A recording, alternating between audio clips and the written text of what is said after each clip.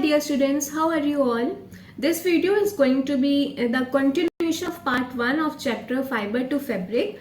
If you haven't seen that video or the part 1 of this video, please go and watch. I'm going to provide the link in the description box.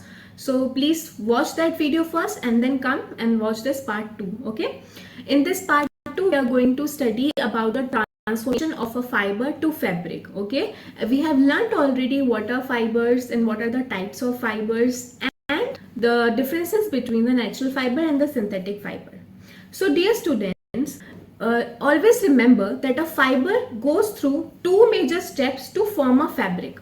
Okay, the first step is from fiber to yarn. The first step is from fiber to yarn. As you can see on your screen, there is a natural fiber and then first it turns into a yarn. Yarn means a big ball of any fiber. Okay, and then this yarn is converted into a full-fledged fabric. Okay, under this step there are more processes which are involved to form fiber to yarn and then yarn to fabric. We are going to see all those processes. All right, so this is the flow chart so that you can easily learn what we are going to learn today. Okay, we all know that to form a fabric we need a raw fiber, right? So this raw fiber can comes either from a natural fiber, raw fiber, or from the synthetic raw fiber. In the natural raw fiber we have two examples, that is either from plant based fiber or an animal based fiber. All right, so under these two steps we are going to see the further processes. So for processing of fibers into fabric, it involves harvesting. First it involves harvesting and then it involves other steps. Okay, so in harvesting, ginning comes. Ginning is for cotton, and then shearing is for wool, and then jute and for silk, and then for these are the four natural fibers. Two are plant-based and two are animal-based. Two plant-based fibers are cotton and jute, and two animal-based fibers are silk and wool. Okay, we are going to see what are the processes are practiced to form this fiber into fabric. Okay, first we will see the natural fibers and then we will proceed with the synthetic fibers.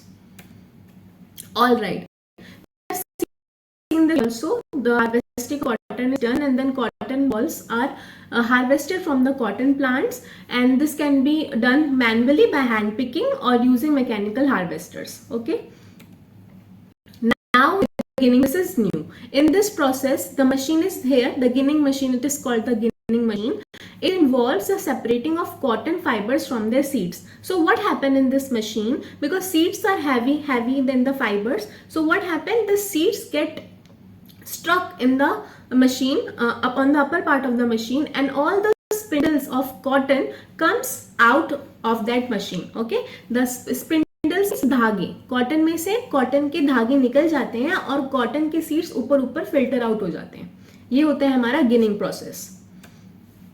So this is the detailing, you can see and note it down. And then the second natural based or second plant based fiber is jute. तो इसको भी पहले harvest करेंगे और फिर इसकी rating होती है. इस जैसे कॉटन में गिनिंग होती है, जूट में रेटिंग होती है. इसमें क्या होता है कि जूट के जब फाइबर्स को निकाला जाता है तो उसको पानी में थोड़ी देर सोक करके रखा जाता है ताकि उसके जो स्पिंडल्स हैं, जो उसके फाइबर्स हैं, जो उसके धागे हैं, वो थोड़ा सॉफ्ट हो जाए. ठीक है, इस तरह से रेटिंग की जाती है और उसके बाद उसको जूट के फाइबर्स को निकाला जाता है. हम बात करेंगे हमारा अर्थ बेस्ड एनिमल फाइबर है, naturally based because it is coming from the sheep. Sheep के हेयर निकाला जाता है और हम इस प्रोसेस को क्या कहते हैं, सेरीकल्चर. ओके, शेयरिंग का प्रोसेस है जिसमें रिमूव किया जाता है फ्लीस को.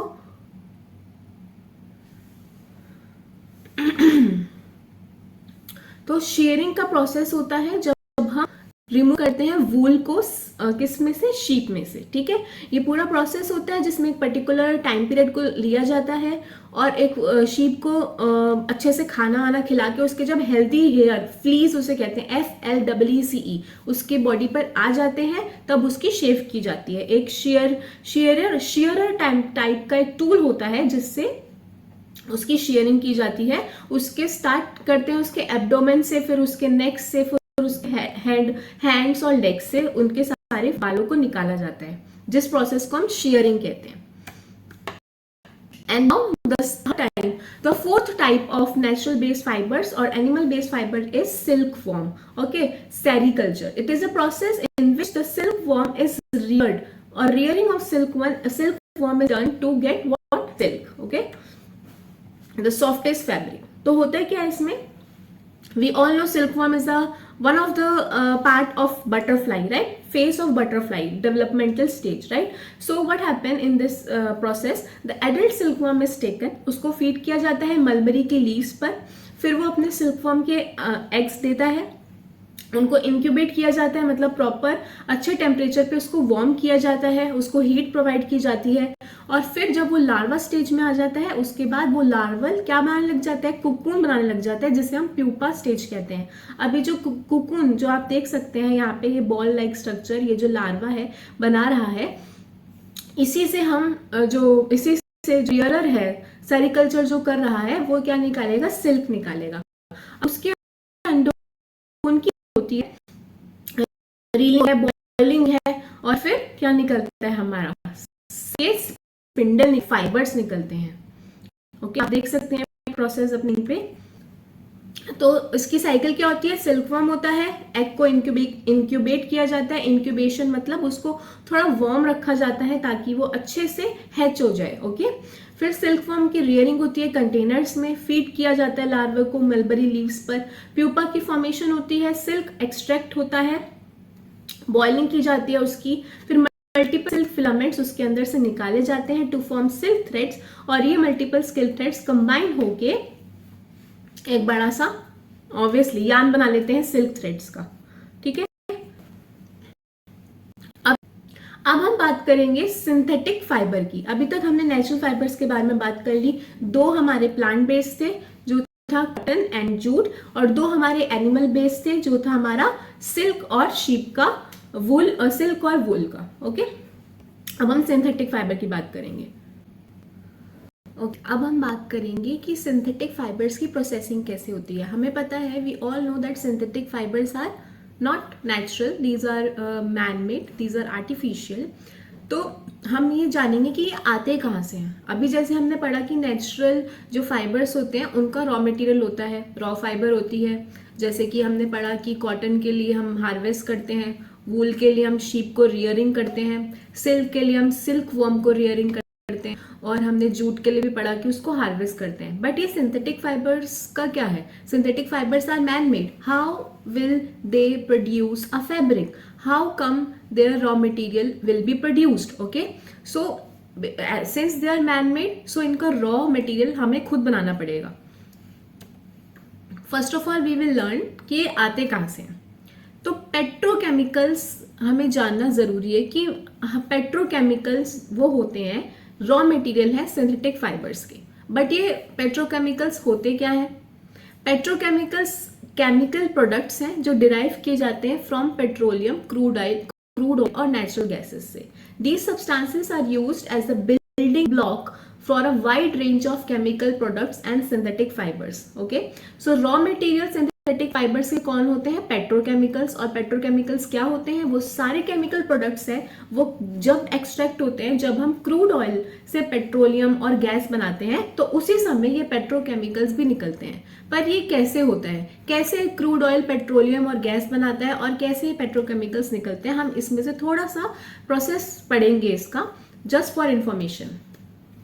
सो हमने क्लास 6 में पढ़ा था कि इलेक्ट्रिसिटी कैसे बनती है। मैंने आपको बताया था कि रिफाइनरीज होती हैं बड़ी बड़ी, जिसमें जो फॉसिल फ्यूल्स होते हैं उनको जलाया जाता है, जिससे पेट्रोल बनता है, जिससे इलेक्ट्रिसिटी बनती है। राइट, हमने ये पढ़ा था। तो अब हम जानेंगे कि एक्चुअल में what is happening in these huge refineries. हम थोड़ा सा प्रोसेस पढ़ेंगे that so that we know how come these petrochemicals are extracted from the crude oil to form the synthetic fabric. Okay, so let us see a short video on it. This video will help you know as how the extraction of petrochemicals from petroleum is done. Okay.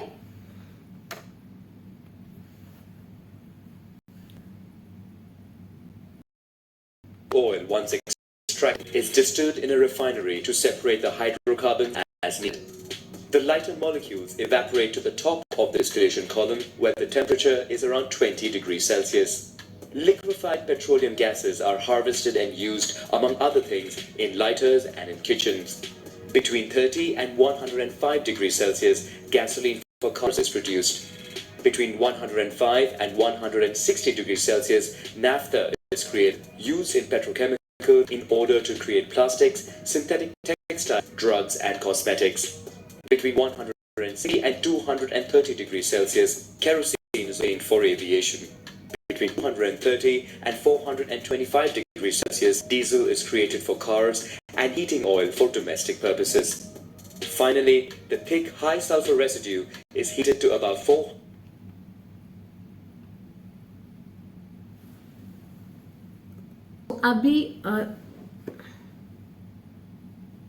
All right, students, you have watched that video. So for now it is clear for you all that how come the petrochemicals are extracted from the crude oil. So crude oil is basically the raw material for petroleum and natural gases. ये अब हमें कहाँ से मिलता है? ये बड़ी बड़ी रिजर्वॉयर्स होती हैं, सी होती है, जैसे मान लो एक पानी का समुद्र है बहुत बड़ा, तो उसमें ड्रिलिंग मशीन चलाई जाती है, सबसे नीचे कुछ ऐसी रॉक्स होती हैं और उसको खोदा जाता है, जितना खोदा जाता है डीप, उसमें से क्रूड ऑयल निकलता है, एक थिक ऑयल निकलता है, फिर उसको क्या करते हैं? हीट अप करते हैं. Okay, that crude oil is heated up. तो जितना भी क्रूड ऑयल में से वेपर्स निकलते हैं, जो लाइटर होगा ऑब्वियसली सबसे ऊपर चला जाएगा, फिर उससे कम नीचे आ जाएगा. आप इसमें देख सकते हैं कि पूरा एक फर्नेस है पूरा, जिससे क्रूड ऑयल को एक्सट्रैक्शन किया, उसमें क्रूड ऑयल को हीट किया गया है. तो हीट किया गया है क्रूड ऑयल में, जो सबसे थिक था वो फ्यूल के रूप में शिप्स में यूज हो जाएगा, उसका बॉइलिंग पॉइंट नहीं गया, वो ऊपर तक नहीं पहुंचा. उसके बाद डीजल जिसको यूज किया बसेस में, फिर केरोसिन जो हम एविएशन के लिए अभी आपने देखा फ्लाइट्स में यूज हो जाता है, और नेप्था ही है बच्चों वो petrochemical from which the fibre is form. Okay, the raw material of synthetic fabric is this naphtha. Okay, petrochemicals. फिर गैसोलीन पेट्रोल में यूज हो जाता है, और refinery gases. So now you got to know where this petrochemicals concept is coming from. Okay, now there are different types of petrochemicals which are involved to form. We have learned about synthetic fiber that are polyester, acrylic and what, nylon. Okay, so every synthetic fibers has their own petrochemical, has their own raw material of petrochemical, which is for nylon it is benzene, and for polyester it is propylene, and for acrylic it's for glycol. Okay, it is just for your information, it is not going to come right now in your CBSE class 7th, but it's for higher classes. But to clear the concept, I've just give you the glimpse of this synthetic fabric, where it is coming from, what are the petrochemicals, what are the raw material for each synthetic fabric. Okay, all right. So step 2, जब हमने petrochemicals को crude oil में से extract करा लिया, फिर क्या होता है?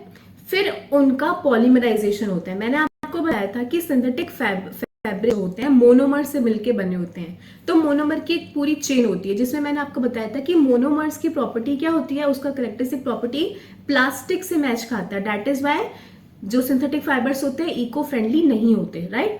तो पहला प्रोसेस होता है पॉलीमराइजेशन. जैसे कि हमने नेचुरल फाइबर्स में पढ़ा था कि वहां पे हार्वेस्टिंग होती है, यहाँ पे सबसे पहला प्रोसेस क्या किया होता है?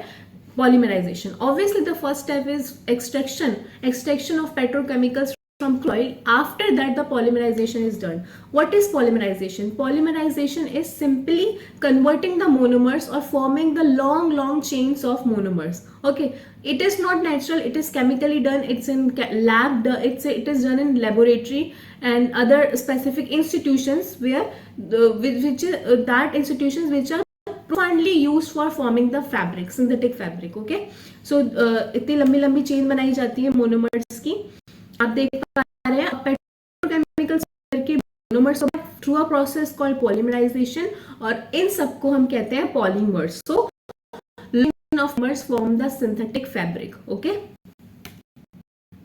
Now we are going to study about the spinning factor, spinning process, जिसमें हम पढ़ेंगे कि जितना भी फिलामेंट अभी तक बना, जो फिलामेंट यानी कि थ्रेड्स जो निकले हैं अभी लीड फ्रॉम नेचुरल फाइबर या फिर सिंथेटिक फाइबर से हमें जितना भी थ्रेड्स मिला है उसे हम फिलामेंट बोल रहे हैं, तो वो सबको स्पन किया जाता है एक बड़ी सी बॉल में, जो मैंने आपको दिखाई कि यार्न जिसे कहते हैं, तो उस प्रोसेस को हम स्पिनिंग कहते हैं।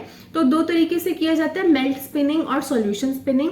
आपके सिलेबस में मेल्ट स्पिनिंग का है, उसमें क्या किया जाता है कि पॉलीमर को मेल्ट किया जाता है, उसका भी एक पूरी मशीनरी है, उसको मेल्ट करा जाता है, फिर उसको कूल किया जाता है, फिर उसके थ्रेड्स निकलते हैं, ओके, सॉलिडिफाइड थ्रेड्स निकलते हैं, फिलामेंट्स निकलते हैं।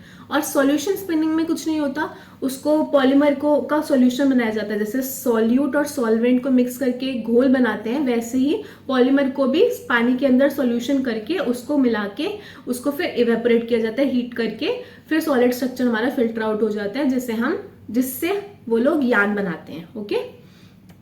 तो ये है आपकी स्पिनिंग की एक स्टेप, स्पिनिंग। जिस तरह से आप देख सकते हैं इस मशीन में पॉलीमर को मेल्ट किया जा रहा है, फिर उसको फिल्टर आउट किया जाता है, कोल्ड एयर देते जाते हैं, और उसके बाद उसको यार्न में स्पिन करते जाते हैं, ठीक है। तो इससे क्या बन जाएगी, हमारी यार्न बन जाएगी पूरी फाइबर की, ओके। ये उसके बाद जो की फाइबर हमको मिल गए हैं उसको और स्ट्रेच किया जाता है ताकि वो अपनी स्ट्रेंथ और मजबूत बने वो कपड़ा, ठीक है, और उसकी इलास्टिसिटी भी बरकरार रहे, ओके। फिर उसके बाद जो भी एक्स्ट्रा फाइबर है, फिलामेंट्स है, उसको कट किया जाता है ताकि हमें एक स्टेबल फाइबर मिले, ठीक है, to form a fabric. Obviously if we want a finish product which looks good and productive और आगे लंबा चले, तो उसके अंदर का रॉ मटेरियल अच्छा यूज होना चाहिए। तो रॉ मटेरियल एक फैब्रिक का क्या है, फाइबर। तो फाइबर को अच्छे से टेक्सचर, डाइड, उसकी इलास्टिसिटी को बरकरार रखने के लिए ये सब किया जाता है। अब जब एक बार यार्न बन जाती है, अब प्रॉपर यार्न बनते आप देख पा रहे हैं अपनी स्क्रीन पर। तो प्रॉपर हमारा जो यार्न है उसमें एक एक स्पिंडल पूरा अच्छे से स्पन हो रहा है इस मशीन द्वारा, ओके। अब क्या बचा, जब यार्न बन गई तो हमारा दूसरा मेजर स्टेप स्टार्ट होता है, फ्रॉम यार्न टू फैब्रिक। अब यार्न से फैब्रिक, अब आपको पता है धागा है, सुई लगेगी, सुई में धागा डलेगा या फिर उसको वीव किया जाएगा ताकि वुलन क्लोथ बने। तो वही जो वीविंग और थ्रेडिंग और जो भी निटिंग होगी उस पूरे प्रोसेस से हमारा ये यार्न पूरा फैब्रिक में कन्वर्ट हो जाएगा, ओके। तो मेजरली ये पूरा चैप्टर्स जो है पूरा इन्वॉल्व है वो सारा स्टेप्स जिससे प्रोसेसिंग होगी फ्रॉम फाइबर टू फैब्रिक। तो ये फ्लो चार्ट आपके सामने है। सबसे पहले हार्वेस्टिंग होती है। नेचुरल फाइबर की बात करें तो जूट में रेटिंग होती है और गिनिंग की जाती है कॉटन में। रेटिंग जिसमें पानी में भिगोया जाता है जूट को हार्वेस्ट करने के बाद, और गिनिंग यानी कि कॉटन की जो सीड्स हैं उसको फिल्टर आउट कर देते हैं और कॉटन के फाइबर्स को बाहर निकाल लेते हैं। फिर होती है स्कोरिंग। स्कोरिंग में क्या होता है, जिसमें क्लीनिंग होती है। स्कोरिंग बेसिकली वूल में की जाती है, ओके। फिर क्लीनिंग होती है, उसमें क्या होता है जब हम शीप में से उसके फिश को बाहर निकाला जाता है तो उसको अच्छे से बॉइल्ड वाटर डिटर्जेंट से धोया जाता है, ओके। फिर उसकी कार्डिंग और कॉम्बिंग की जाती है। फिर स्पिनिंग, और स्पिनिंग में आपको पता ही है कि सारा का सारा जो फाइबर है उसको ट्विस्ट एंड टर्न करके पूरा यार्न में डाला जाता है। फिर वीविंग और निटिंग होती है जिससे यार्न जो है फैब्रिक में आ जाता है, और उसके बाद फिनिशिंग होती है जिसमें पूरा टेक्सचर, डाइंग, जो भी इलास्टिसिटी को बरकरार रखने के लिए स्ट्रेचिंग जो भी की जाती है फिनिश प्रोडक्ट में की जाती है। तो this was it for your chapter that can knitting looms or knit machines. This transforms the yarn into textile which we do. Okay? कपड़े तो हर कोई पहनता है, तो उसके पूरे स्टेप्स आपको पता चल गए कि एक धागे से कैसे पूरा कपड़ा बनता है, कैसे पूरा क्लोथ बनता है, उसमें कौन कौन से मेजर स्टेप्स इन्वॉल्व हैं जो ट्रांसफॉर्म करते हैं एक फाइबर को एक पूरे फैब्रिक में, okay. Bundle of fibers which are converted into a proper fabric is studied in this whole chapter. Okay, now we will proceed with the NCERT exercises. Only important questions we are going to discuss because I have written all of the notes are given in this slides. Okay, let us now see the NCERT questions of this chapter. So we are going to discuss only important one. First one, you can see which parts of a black sheep have wool. So we all know the fleece, the hairs of a black sheep, is the part where the sheep from which we get wool. What is meant by the white fleece of the lamb? It's about hairs. Okay. Now the second question, the silkworm, a caterpillar or larva. Choose the correct option. The silkworm is both A and B. It's a caterpillar and larva. Okay. Which of the following does not yield wool? Goat, camel, yak, woolly dog. Which one? Woolly dog, camel, yak do. Okay. That's it. Woolly dog and camel. What is meant by the following terms? Rearing, shearing, and sericulture. We all know that rearing is for the silkworm, the shearing is for sheep, and sericulture is also for the silkworm. Okay. Given below is a sequence of steps in the process of wool. Okay, so shearing, scouring, sorting, picking, dyeing, and then yarn. All right, this is you can all do. Okay, question number 7, you can see, out of the following, which are the two terms related to silk production? Sericulture, floriculture, moriculture, apiculture, and silviculture. It's sericulture and moriculture. Okay, and okay, yeah, moriculture is done with the other genus or species of a silkworm. It is the same process, but it is done with the another species of a silkworm. Okay. Here you can see the Morus alba. Okay, now the match the words. Scouring is for clearing the sheared skin. Mulberry leaves, wool yield animal. Yak is number 3. Yak is wool yielding animal. Okay, and mulberry leaves are what? The food of silkworm. Here you can write 3 and this is 2. Okay, cocoon is for yielding the silk fibers. Okay, so that's all with chapter. We are going to meet in the next chapter of class 7. Till then, keep on learning and keep on revising. Bye.